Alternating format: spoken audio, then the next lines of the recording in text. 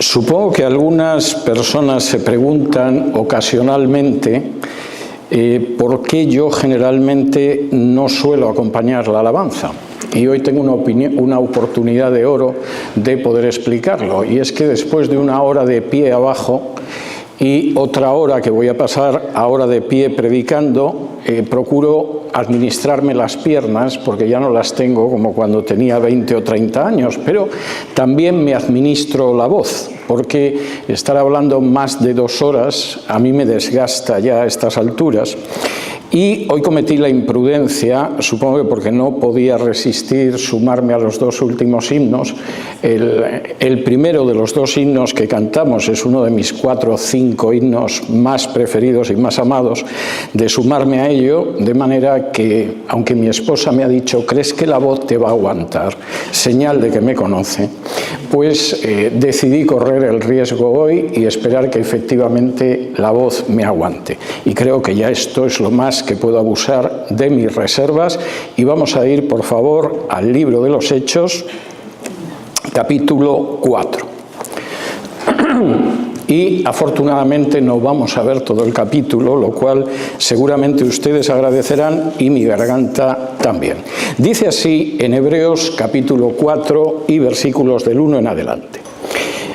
Temamos, pues, no sea que permaneciendo aún la promesa de entrar en su reposo, alguno de vosotros parezca no haberlo alcanzado, porque también a nosotros se nos ha anunciado la buena nueva como a ellos, pero no les aprovechó el oír la palabra por no ir acompañada de fe en los que la oyeron. Pero los que hemos creído entramos en el reposo de la manera que dijo: por tanto juré en mi ira, no entrarán en mi reposo, aunque las obras suyas estaban acabadas desde la fundación del mundo, porque en cierto lugar dijo así del séptimo día: y reposó Dios de todas sus obras en el séptimo día, y otra vez aquí: no entrarán en mi reposo.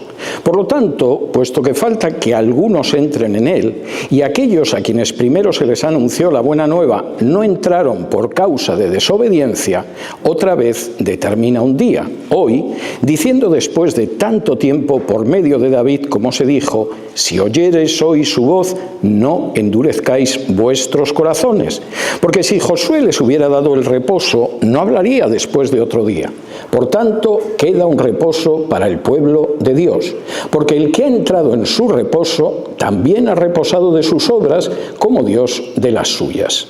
Procuremos, pues, entrar en aquel reposo para que ninguno caiga en semejante ejemplo de desobediencia, porque la palabra de Dios es viva y eficaz y más cortante que toda espada de 2 filos, y penetra hasta partir el alma y el espíritu, las coyunturas y los tuétanos, y discierne los pensamientos y las intenciones del corazón. Y no hay cosa creada que no sea manifiesta en su presencia. Antes bien, todas las cosas están desnudas y abiertas a los ojos de aquel a quien tenemos que dar cuenta. El texto es un texto realmente hermoso, aunque empieza con una palabra un tanto inquietante: temamos.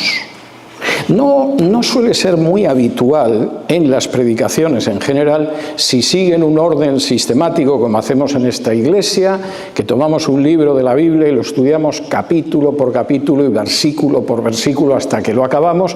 Evidentemente las referencias al temor de Dios, a que hay que tener temor por nuestra conducta, son continuadas. Pero si por el contrario el predicador, el pastor, predica sobre lo que le apetece, y tampoco es cuestión de mantener a la congregación molesta, empezar una predicación con temamos es altamente improbable. No queremos que la gente tema. Y sin embargo, es curioso cómo aquí es lo primero que dice el autor de la carta a los Hebreos. Ojo, vosotros tenéis un sentimiento de vuestra superioridad que no se corresponde con la realidad. Estáis convencidos de que como descendéis de Abraham, Isaac y Jacob, eso os coloca en un plano de superioridad. Incluso ha llegado un momento en que estáis tan religiosamente siendo nacionalistas o tan nacionalistamente siendo religiosos que veis el templo y estáis llegando a la conclusión de que Jesús quizá no es el Mesías, Jesús quizá no es el Hijo de Dios.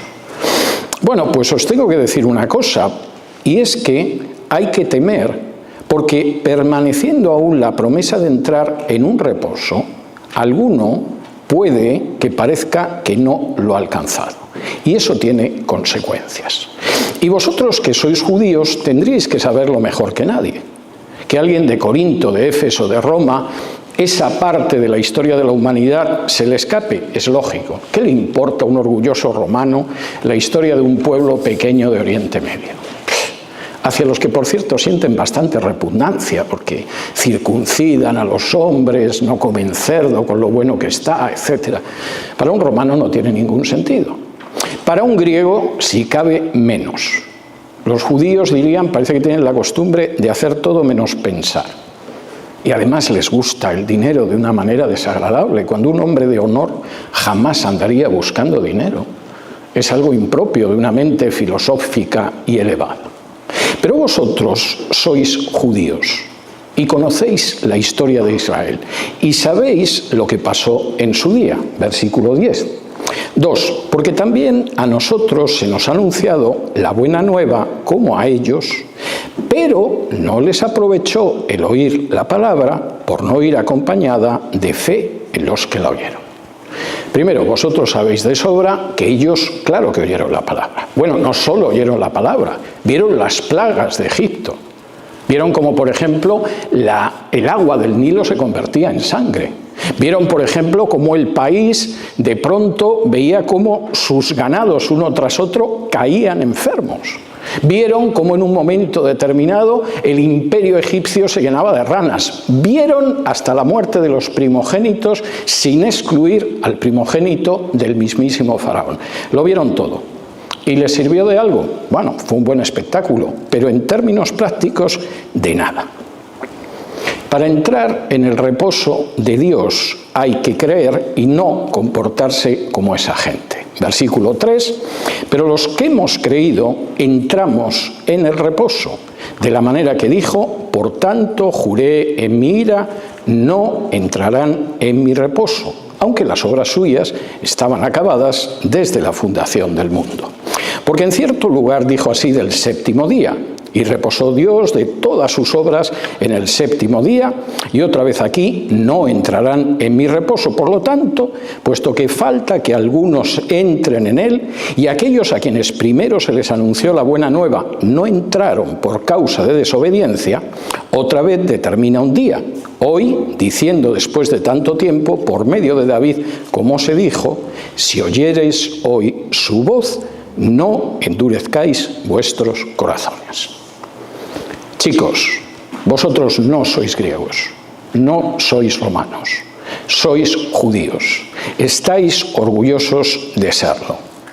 Y sabéis que toda la generación que salió de Egipto no entró en la tierra prometida, salvo 2 personas, Josué y Caleb. No entraron por falta de fe y por desobediencia.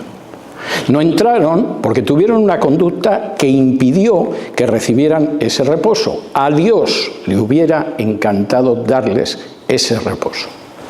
Y no fue posible por su conducta. ¿Y cuál fue esa conducta? ¿Y cómo se manifestó esa desobediencia en el desierto? De 7 maneras. Y voy a dedicar los próximos minutos a que nosotros, que no tenemos un conocimiento tan directo de la historia de Israel, que no somos judíos, que el abuelito o la abuelita o papá o la tía Sara no nos pudo contar lo que pasaba, que no hemos celebrado el Pesaj todos los años para preguntar como niños por qué estamos celebrando esta noche, qué pasó esta noche, etcétera, lo recordemos. Hay 7 conductas que descalificaron a toda la generación del Éxodo para entrar en la tierra prometida. Primera conducta, la murmuración. Acompáñenme a Éxodo capítulo 16 y vamos a ir viendo las conductas en orden de sucesión, tal y como se fueron produciendo en la andadura del pueblo de Israel. Primera conducta, Éxodo, capítulo 16. Han salido ustedes de la esclavitud de Egipto, han contemplado las plagas, han visto cómo el ejército del faraón los perseguía, han llegado al otro lado del Yansuf, el mar de las cañas, han visto cómo ese ejército del faraón ha terminado totalmente sumergido, pero no parece que hayan aprendido mucho. Y dice así en Éxodo 16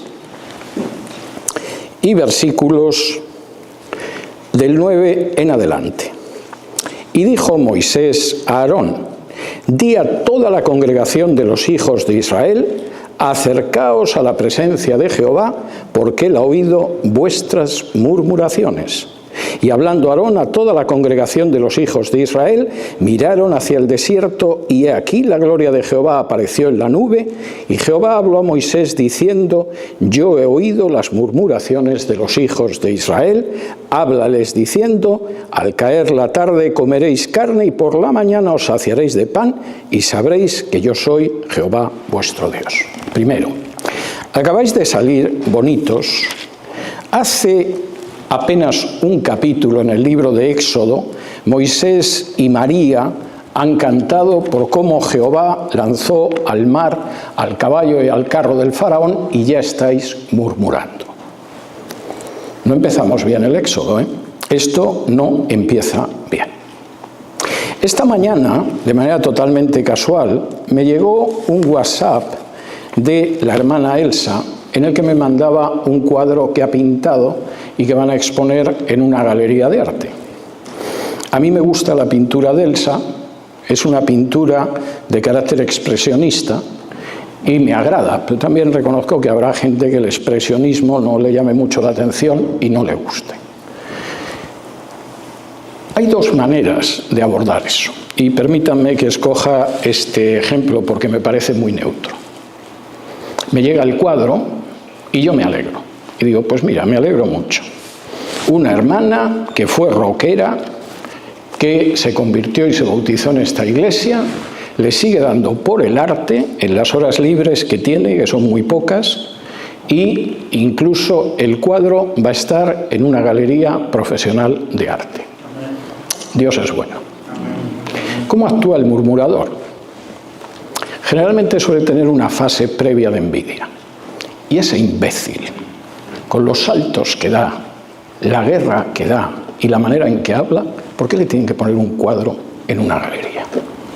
A ver, que me lo expliquen. ¿Por qué no me ponen a mí un cuadro? Que no es que yo pinte, pero si hay alguien en la iglesia que tiene que poner un cuadro, ¿por qué no es mío y es de ella? Esa es la primera fase, se llama envidia. Es sentirte mal por aquella persona a la que le va bien y a ti te gustaría que te fuera a ti bien en vez de a esa persona. La segunda fase es la murmuración. ¿Te has enterado que la tonta esa, la colombiana de Elsa, le van a poner un cuadro en una galería? ¿A ti te parece eso medio correcto? Pero si es una vergüenza el cuadro, cualquiera que lo vea dirá, pues si hay gente en esa iglesia que pinta esos cuadros, ¿qué tipo de gente se reunirá los domingos en esa iglesia? Porque con el uso que hace del naranja y del rojo, esa mujer no puede estar bien de la cabeza. Y si el resto de la gente se lo tolera, es que están como mínimo tan mal como ella. Yo esto no lo digo porque en realidad me sepa muy mal que le hayan puesto un cuadro y no a mí. Esto lo digo por el bien de la iglesia. Porque ¿qué orden hay en una iglesia donde hay una loca de Colombia que pinta esos cuadros? Bien, así empezaron. Segundo, tener otros dioses aparte de Dios. Acompáñenme a Éxodo, capítulo 32. Y los hijos de Israel, que han empezado a murmurar y que no van de murmurar, no aprenden nada y siguen por el mal camino. Y dice así, Éxodo capítulo 32, versículos del 7 en adelante. Y al día siguiente,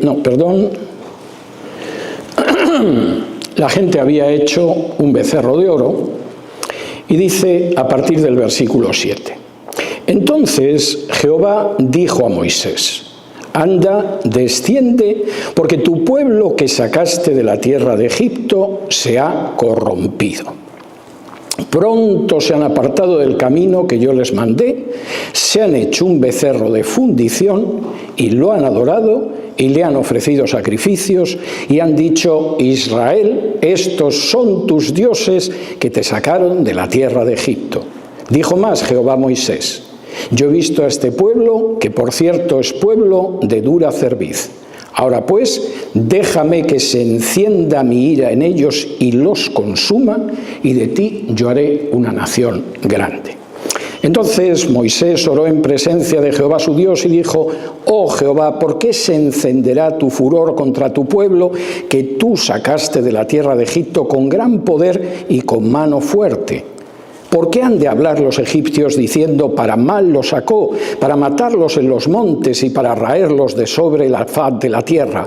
Vuélvete del ardor de tu ira y arrepiéntete de este mal contra tu pueblo. Acuérdate de Abraham, de Isaac y de Israel, tus siervos, a los cuales has jurado por ti mismo y les has dicho: yo multiplicaré vuestra descendencia como las estrellas del cielo y daré a vuestra descendencia toda esta tierra de que he hablado y la tomarán por heredad para siempre. Entonces Jehová se arrepintió del mal que dijo que había de hacer a su pueblo. Segundo, cuando las cosas no van como esperamos, decidimos tener también otros dioses. Moisés no baja del monte Sinaí. Aquí estamos en medio del desierto. No sabemos qué va a pasar. Vamos a hacernos algún dios en el que podamos apoyarnos y que nos saque las castañas del fuego. Que tiene forma de becerro. Alguno dirá: ¿pero cómo se puede adorar a un becerro? Pues muy sencillo. Porque cuando colocamos otros dioses al lado de Dios, copiamos los dioses de la cultura de la sociedad en la que vivimos.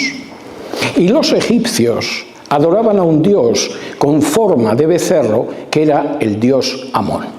De manera que si vamos a buscar a otros dioses, no inventamos otros dioses, tomamos los dioses de la cultura en la que estamos.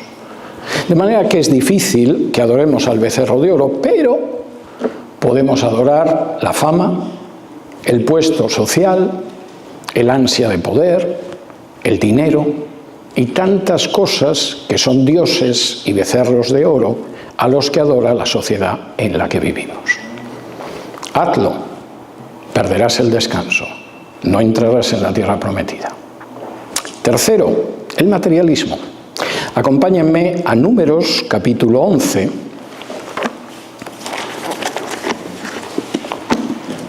Y lo estamos siguiendo en orden histórico. No estoy dando orden de relevancia, sino que estamos viendo la experiencia de esos 40 años en el desierto. Números, capítulo 11.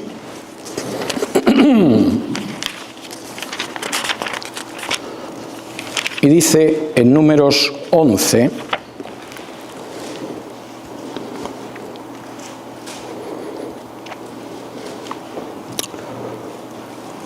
dice así: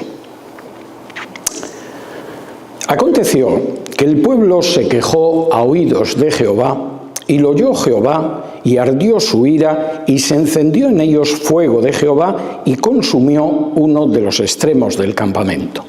Entonces el pueblo clamó a Moisés, y Moisés oró a Jehová, y el fuego se extinguió, y llamó a aquel lugar Tabera, porque el fuego de Jehová se encendió en ellos.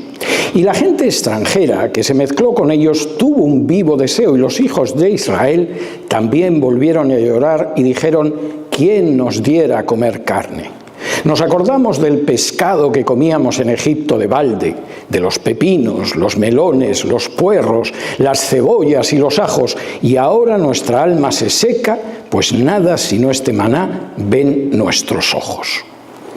Versículo 10, y oyó Moisés al pueblo que lloraba por sus familias, cada uno a la puerta de su tienda, y la ira de Jehová se encendió en gran manera. Y también le pareció mal a Moisés, y dijo Moisés a Jehová: ¿por qué has hecho mal a tu siervo? ¿Y por qué no ha hallado gracia en tus ojos que has puesto la carga de todo este pueblo sobre mí? Tercero, olvidamos o podemos olvidar lo que es importante y tiene prelación y considerar que lo material es lo más importante. Y de pronto olvidamos lo que Dios ha hecho en nuestras vidas. Sí, hemos podido ver cómo se abría el Yam Suf. Sí, hemos podido ver cómo el ejército más poderoso de la época desaparecía bajo las aguas. Sí, hemos visto prodigios en Egipto, pero dame pepinos, ajos y cebollas, que estoy harto de maná. Y esto es algo que lamentablemente sucede. Se da la circunstancia de que de pronto queréis quedaros en el desierto, pues no valoréis, calibréis ni evaluéis las cosas en su justo valor. Considerad que los ajos, las cebollas y los pepinos, incluso el pescado, que era gratis porque no tenía nada más que echar una red en el Nilo y sacarlo, es más importante que aquello que significa formar parte del pueblo de Dios. Esto tiene consecuencias. 4. La ambición de poder. Vamos a ver a Números, capítulo 16,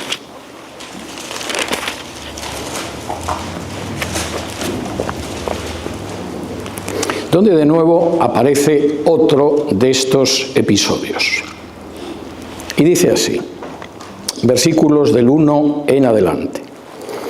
Coré, hijo de Izhar, hijo de Coat, hijo de Leví, Datán y Abirán, hijos de Eliab, y On, hijo de Pelet, de los hijos de Rubén, tomaron gente y se levantaron contra Moisés con 250 varones de los hijos de Israel, príncipes de la congregación, de los del consejo, varones de renombre. Y se juntaron contra Moisés y Aarón y les dijeron: basta ya de vosotros, porque toda la congregación, todos ellos son santos y en medio de ellos está Jehová. ¿Por qué pues os levantáis vosotros sobre la congregación de Jehová? Cuando oyó esto, Moisés se postró sobre su rostro y habló a Coré y a todo su séquito diciendo: mañana mostrará Jehová quién es suyo y quién es santo, y hará que se acerque a él, al que él escogiere, él lo acercará a sí. Haced esto: tomaos incensarios, Coré y todo su séquito, y poned fuego en ellos, y poned en ellos incienso delante de Jehová mañana, y el varón a quien Jehová escogiere, aquel será el santo. Esto os baste, hijos de Leví.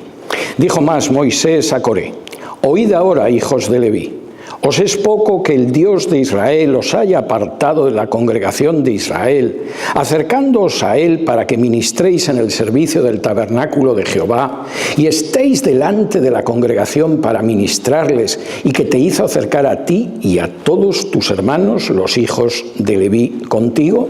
Versículo 12. Y envió Moisés a llamar a Datán y a Abirán, hijos de Eliab, mas ellos respondieron: no iremos allá. Es poco que nos hayas hecho venir a una tierra que destila leche y miel, para hacernos morir en el desierto, sino que también te enseñorees de nosotros imperiosamente. Ni tampoco nos has metido tú en tierra que fluya leche y miel, ni nos has dado heredades de tierras y viñas. Sacarás los ojos de estos hombres, no subiremos. Entonces Moisés se enojó en gran manera y dijo a Jehová: no mires a su ofrenda, ni aun un asno he tomado de ellos, ni a ninguno de ellos he hecho mal. Después dijo Moisés a Coré: tú y todo tu séquito, poneos mañana delante de Jehová, tú y ellos y Aarón. Y tomad cada uno su incensario, y poned incienso en ellos, y acercaos delante de Jehová cada uno con su incensario, 250 incensarios tú también, y Aarón cada uno con su incensario.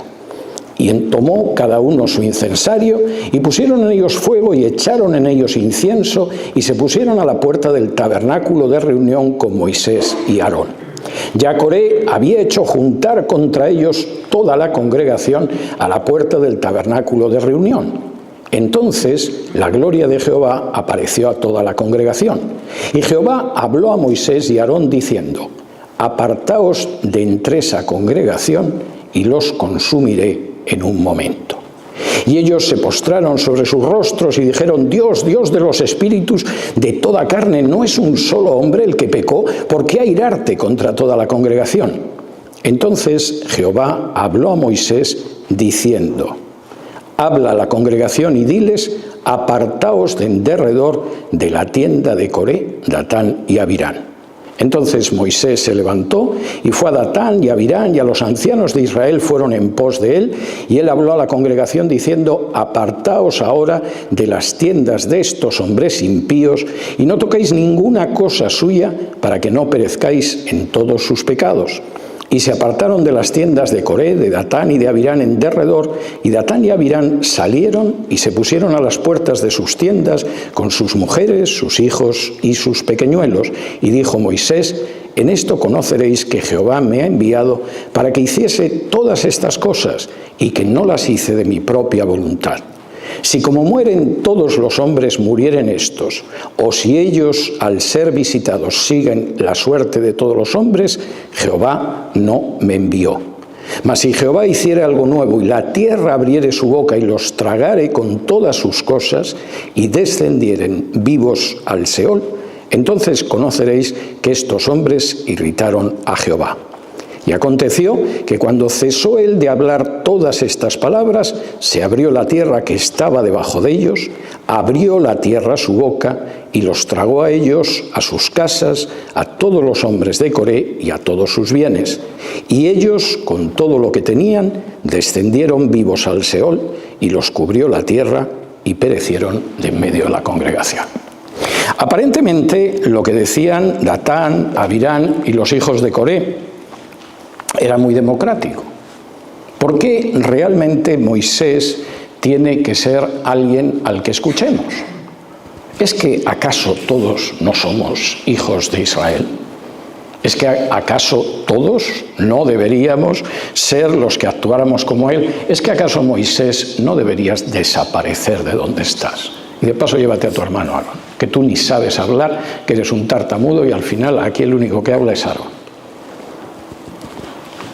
Pues es curioso, pero la ambición de poder es nefasta.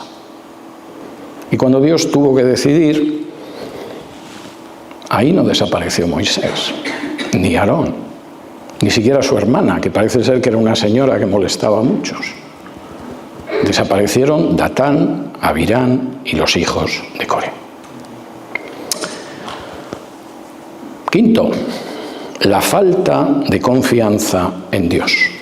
Números, capítulo 13. Supongo que alguno estará deseando que lleguemos a Números para ver el resto de la historia, y no solo esto, pero la falta de confianza en Dios es otra de las razones. Números, capítulo 13, y es un texto realmente importante, porque en contra de lo que pueda pensar alguno que no ha leído el Pentateuco, los israelitas no salieron de Egipto, se pasaron 40 años recorriendo el espacio para llegar a la tierra de Canaán y entonces entraron. Ese es un camino de pocos días. La Biblia dice que salieron de Egipto, pararon en el Sinaí, recibieron la ley. A esas alturas habían murmurado, habían rendido culto a otros dioses, habían manifestado materialismo, ambición de poder, pero habían llegado a la puerta de la tierra prometida. Teóricamente hubieran podido entrar en la tierra prometida. De hecho, Moisés envió espías a la tierra prometida para entrar. Habían salido de Egipto, habían pasado unas semanas, vamos a entrar en la tierra prometida, pero no entraron. ¿Y por qué no entraron? Fíjense, capítulo 14 y versículos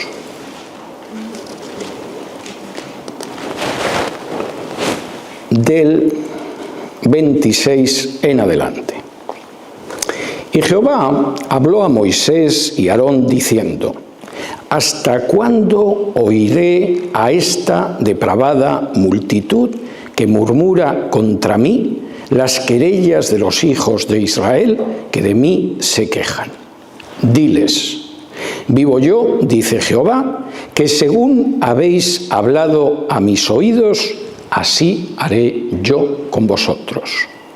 En este desierto caerán vuestros cuerpos, todo el número de los que fueron contados de entre vosotros de 20 años arriba, los cuales han murmurado contra mí. Vosotros a la verdad no entraréis en la tierra, por la cual alcé mi mano y juré que os haría habitar en ella, exceptuando a Caleb, hijo de Jefone, y a Josué, hijo de Nun. Está ya la cosa para verdaderamente hartarse de vosotros. Habéis llegado a la puerta de la tierra. Habéis enviado espías. Y los 12 espías, uno de cada tribu de Israel, regresa y dice: la tierra es impresionante. Mana, leche y miel. Estupendo. Bueno, es algo tremendo. Hemos traído un racimo de uvas y hemos tenido que llevar el racimo colgado en una pértiga y entre dos. Es impresionante. Bueno, es verdad lo que Dios nos ha dicho. La tierra mana leche y miel. Podemos entrar a poseer una tierra que emana leche y miel. Y entonces 10 de los 12 espías dicen: no podemos entrar. ¿Pero por qué? No podemos entrar. Las ciudades son unas ciudades inmensas, con unas torres que se pierden de la vista. Los habitantes son unos tipos enormes. Nosotros a su lado parecemos langostas. No podemos entrar en la tierra. Bueno, pero vamos a ver, Dios nos ha sacado de la tierra de Egipto, ha destrozado al ejército del mayor imperio de la época. ¿Cómo no vamos a poder entrar ahí? Dicen Josué y Caleb. Y los otros 10 dicen: no, eso es absolutamente imposible. No vamos a poder hacerlo. Y Dios dice: muy bien, estupendo. Estupendo. Hay una incredulidad, hay una falta de confianza, no vais a entrar en la tierra. Es cierto, no vais a entrar. Entrarán Josué y Caleb, que creyeron en mí, y vosotros vais a desaparecer en el desierto. Porque lo que tenéis por delante ahora es 40 años de vagar en el desierto sin entrar en la tierra y sin entrar en el descanso. ¿Sois incrédulos? Así será. Sexto, junto con la incredulidad, el hecho de pensar que Dios no puede controlar el futuro. El hecho de pensar que o nosotros somos los que marcamos el futuro o las cosas no van a salir bien. Dios no puede arreglar las cosas. Números, capítulo 13, y es el episodio inmediatamente anterior, y dice así, versículos del 25 en adelante. Números 13, del 25 en adelante.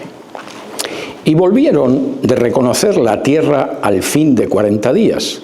Y anduvieron y vinieron a Moisés y a Aarón y a toda la congregación de los hijos de Israel en el desierto de Parán, en Cadés, y dieron la información a ellos y a toda la congregación y les mostraron el fruto de la tierra y les contaron diciendo: nosotros llegamos a la tierra a la cual nos enviaste, la que ciertamente fluye leche y miel, y este es el fruto de ella. Mas el pueblo que habita aquella tierra es fuerte, y las ciudades muy grandes y fortificadas, y también vimos allá los hijos de Anac.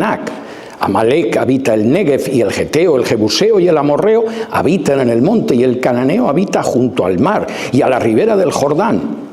Entonces Caleb hizo callar al pueblo delante de Moisés y dijo: subamos luego y tomemos posesión de ella, porque más podremos nosotros que ellos. Mas los varones que subieron con él dijeron: no podremos subir contra aquel pueblo, porque es más fuerte que nosotros.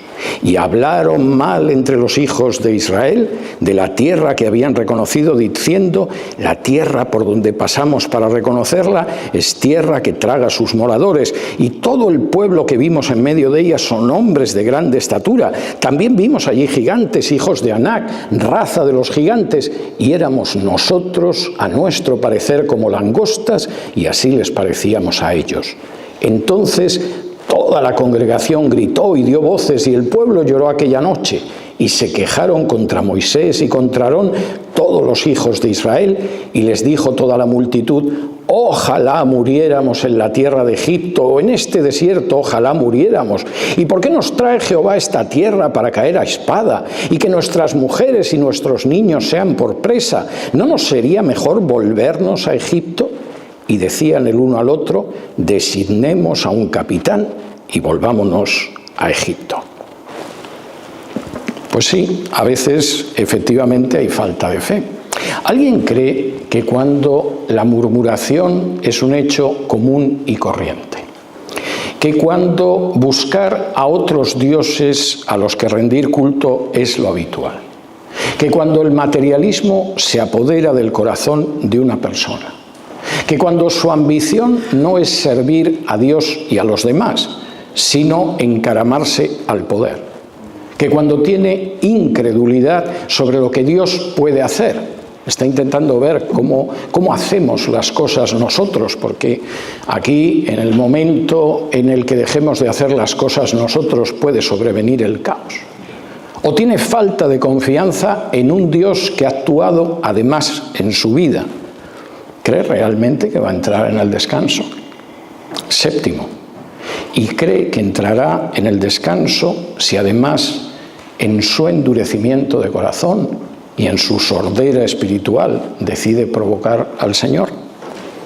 Séptimo y último, Números capítulo 21.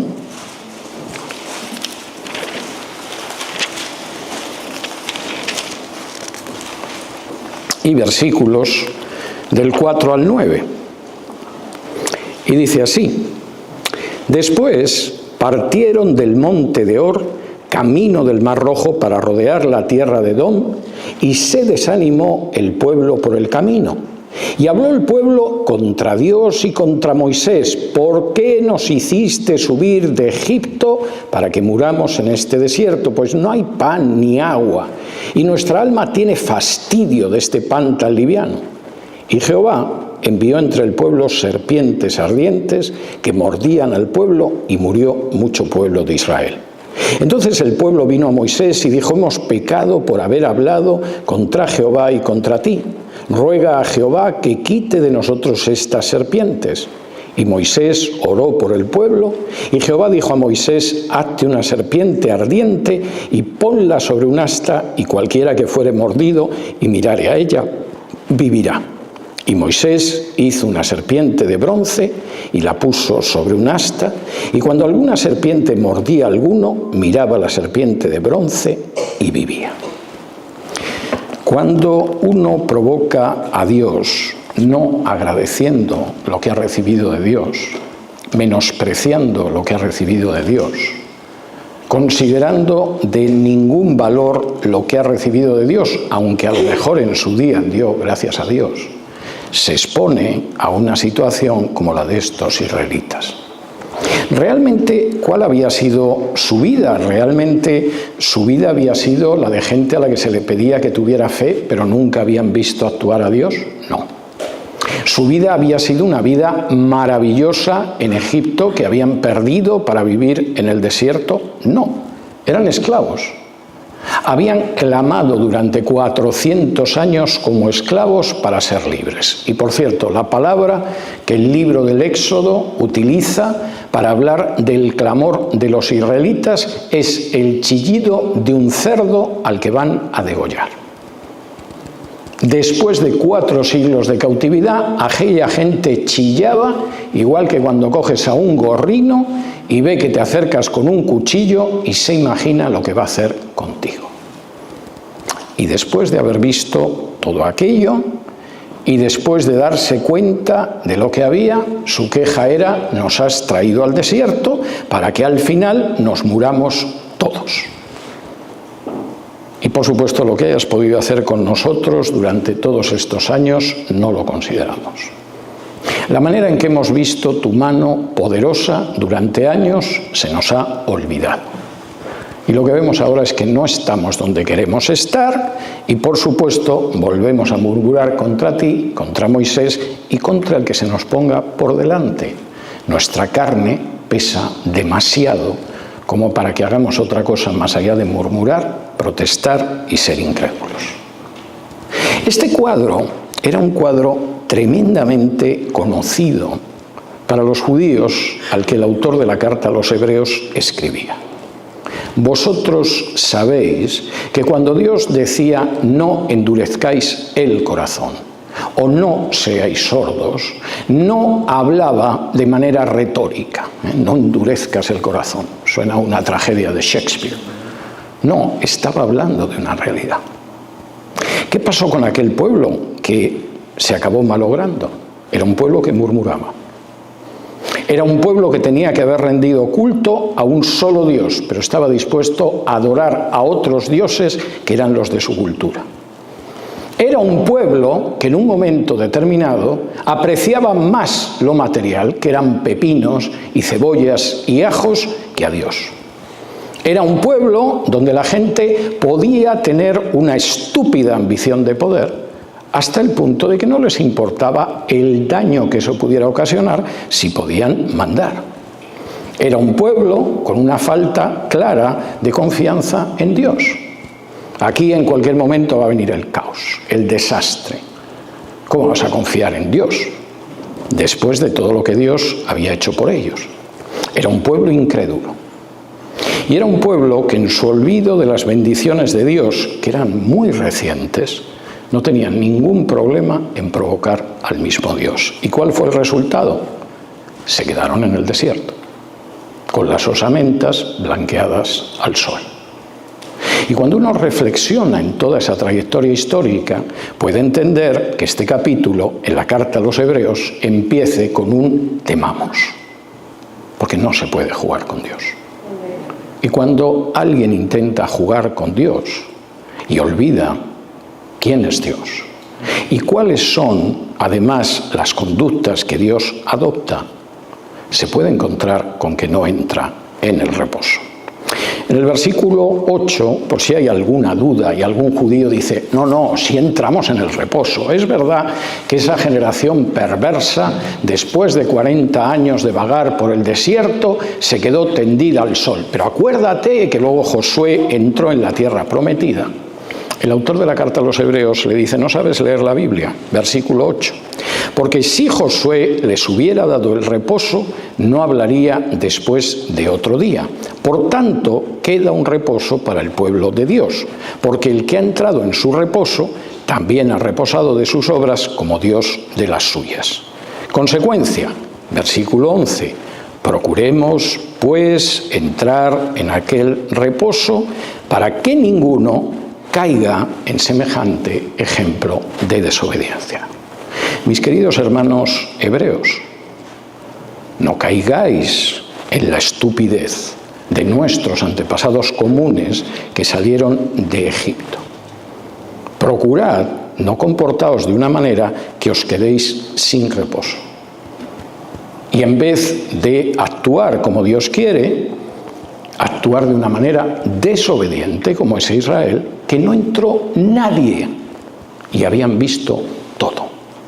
Y por supuesto les puedo asegurar que los 10 mandamientos de Charlton Heston, vamos, es un juego de niños comparado con lo que fue el Éxodo, y si estudiamos el Éxodo tendré ocasión de explicárselo. Tenéis que procurar entrar.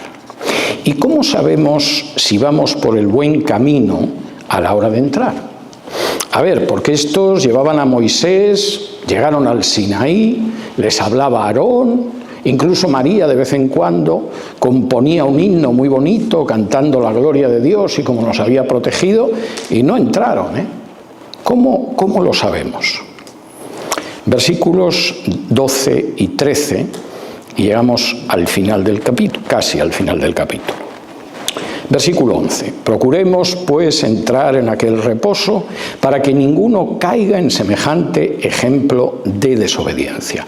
Porque la palabra de Dios es viva y eficaz y más cortante que toda espada de dos filos y penetra hasta partir el alma y el espíritu, las coyunturas y los tuétanos y discierne los pensamientos y las intenciones del corazón. Y no hay cosa creada que no sea manifiesta en su presencia. Antes bien, todas las cosas están desnudas y abiertas a los ojos de aquel a quien tenemos que dar cuenta. ¿Cómo lo sabemos? Por la Biblia. El ser humano tiene una ansia tremenda de orillar la Biblia a la hora de decidir su vida. Incluso, aunque en algunos casos diga que es cristiano, incluso aunque en algunos casos lo sea. De manera que la Biblia tiene un interés, pero tenemos una jerarquía eclesiástica que nos dice lo que tenemos que creer y lo que tenemos que hacer. ¿Por qué? Porque para eso está en el Vaticano. O tenemos una jerarquía eclesiástica que no está en el Vaticano, pero está en Salt Lake City, y son apóstoles que en su día escuchó el profeta Joe Smith, y por supuesto tenemos que escucharlo. O a lo mejor nos basta con una profetisa, se llama Ellen White, pero gracias a ella hemos recuperado la dieta levítica, el séptimo día, las fechas del fin del mundo. De manera que, por supuesto, utilicemos eso. A veces se sustituye por un código de derecho canónico. El código de derecho canónico tiene mucho más peso dentro de la vida de la Iglesia Católica, aunque la aplastante mayoría de los católicos no lo ha tenido, no voy a decir que no lo ha leído, no lo ha tenido ni en las manos, que el peso del Evangelio. O hagamos un reglamento.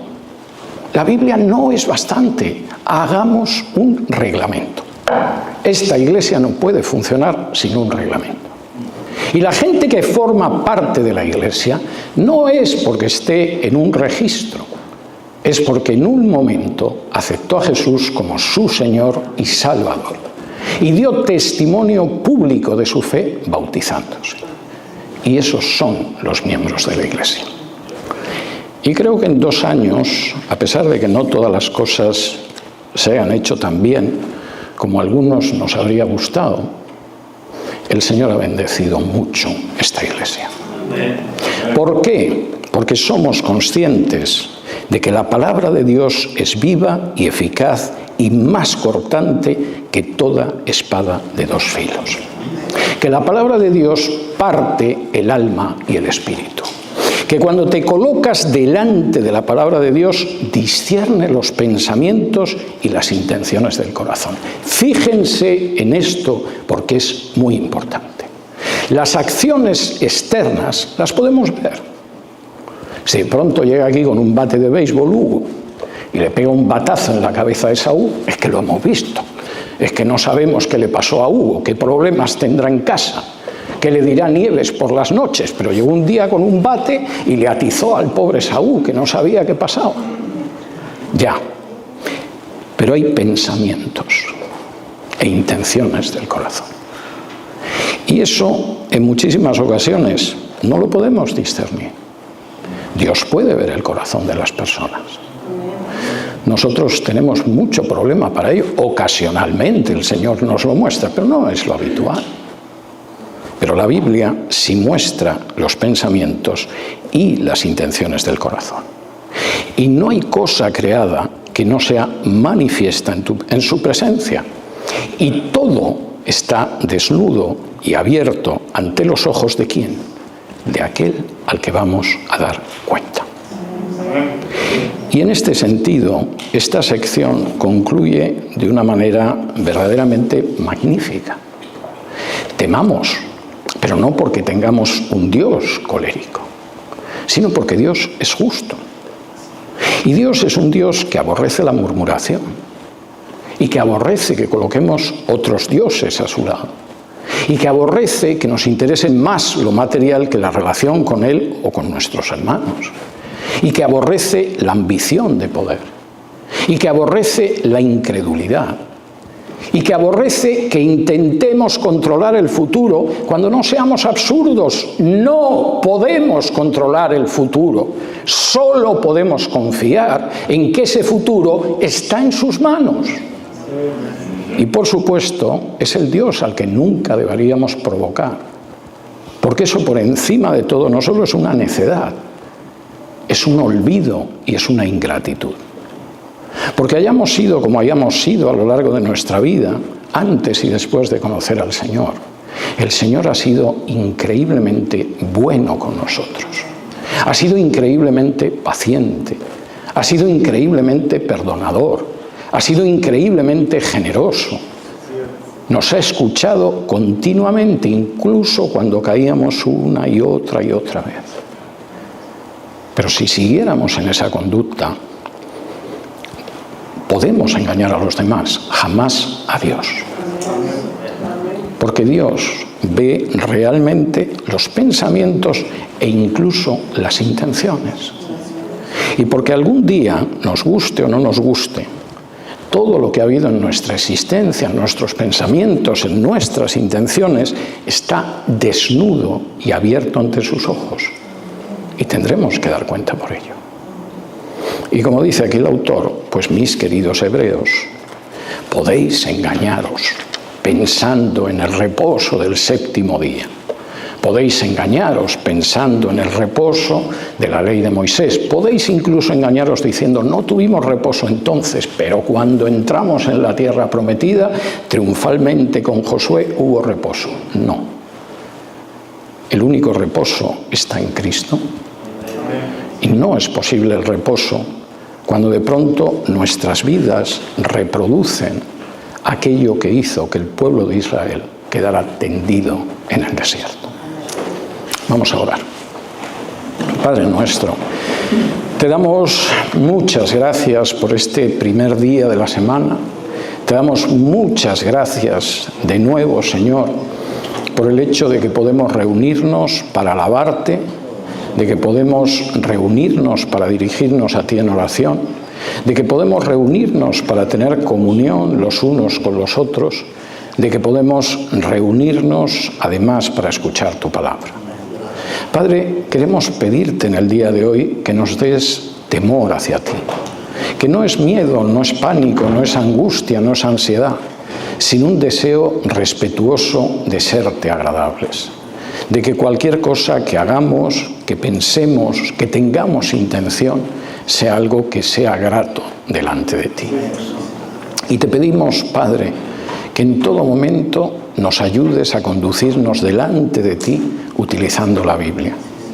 Que aquello que efectivamente sea nuestra guía de conducta, como personas, como miembros de una familia, como parte de esta congregación, sea precisamente la lectura de la palabra. Que efectivamente, Padre, esa espada que es capaz de dividir el tuétano de los nervios, que es capaz de dividir el hueso de la carne, sea lo que marque nuestra vida. Que podamos mirarnos en ese espejo y no sentir vergüenza, porque nuestras acciones, nuestros pensamientos, nuestras intenciones, aunque sean pensamientos y acciones e intenciones imperfectas, sin embargo no son incorrectas, Señor. Muestran nuestra imperfección, pero no nuestra desobediencia, ni nuestra incredulidad, ni nuestro pecado. Y queremos pedirte, Señor, que no nos sueltes de tu mano en ningún momento, que en todo momento podamos sentirte cerca. Y que un día, cuando tengamos que comparecer ante ti, Señor, no tengas que reprendernos que hemos murmurado, que hemos sido materialistas, que hemos rendido culto a otros dioses, que nos hemos inclinado ante el deseo de poder, que hemos manifestado nuestra incredulidad, que hemos olvidado el bien que nos has hecho. No permitas que incurramos en la conducta de esa generación que cayó en el desierto. Danos corazones blandos, suaves, obedientes, que escuchan, Señor, tu enseñanza. Y todo te lo pedimos con acción de gracias en el nombre de Jesús. Amén. Amén. Que Dios los bendiga.